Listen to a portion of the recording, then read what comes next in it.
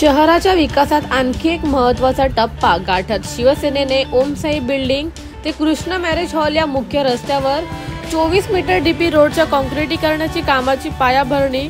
या प्रकल्पाचा एकूण खर्च 6.5 कोटी रुपये आहे, जो परिसरातील पायाभूत सुविधा सुधारण्याच्या दिशेने एक महत्त्वाचा टप्पा आहे। या कार्यक्रमात ज्येष्ठ शिवसेना नेते अब्दुलभाई शेख आणि उमेश दादा गुंजाळ यांच्यासह इतर प्रमुख अधिकारी उपस्थित होते।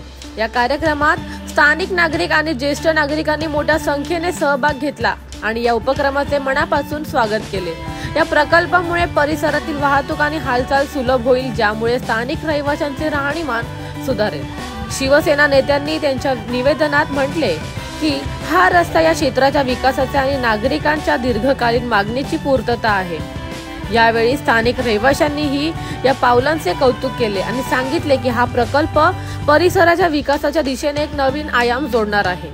कार्यक्रमात परिसरातील अनेक नागरिकांनी शिवसेनेचे आभार मानले आणि सांगितले की हा प्रकल्प परिस्थिती, स्थिती आणि दिशा हे दोन्ही बदलेल। भूमिपूजन समारंभ हा एक ऐतिहासिक क्षण ठरला, ज्यामध्ये परिसरातील नागरिकांनी भविष्यातील प्रगती आणि समृद्धीची आशा निर्माण केली। The bureau report, Discovery TV news. Mohan सबर्बियामधील ओमसाई रेसिडेन्सी या इमारतीपासून ते कृष्णा मॅरेज हॉलकडे जाणारा हा 24 मीटरचा रस्ता होता।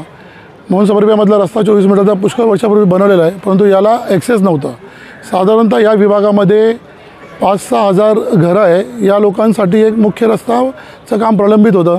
2 वर्षापूर्वी आपले तत्कालीन मुख्यमंत्री आणि सध्याचे उपमुख्यमंत्री माननीय एकनाथ शिंदे साहेब यांच्याकडे मी लेखी मागणी केली होती आणि त्या मागणीला खासदार श्रीकांत शिंदे साहेब यांनी शिफारस दिली होती। डॉक्टर बालाजी किरकर यांनी आपल्याला प्रयत्न केला, त्याला सहकार्य केला। यामुळे शासनातर्फे या रस्त्यासाठी 6.5 कोटी मंजूर झाली।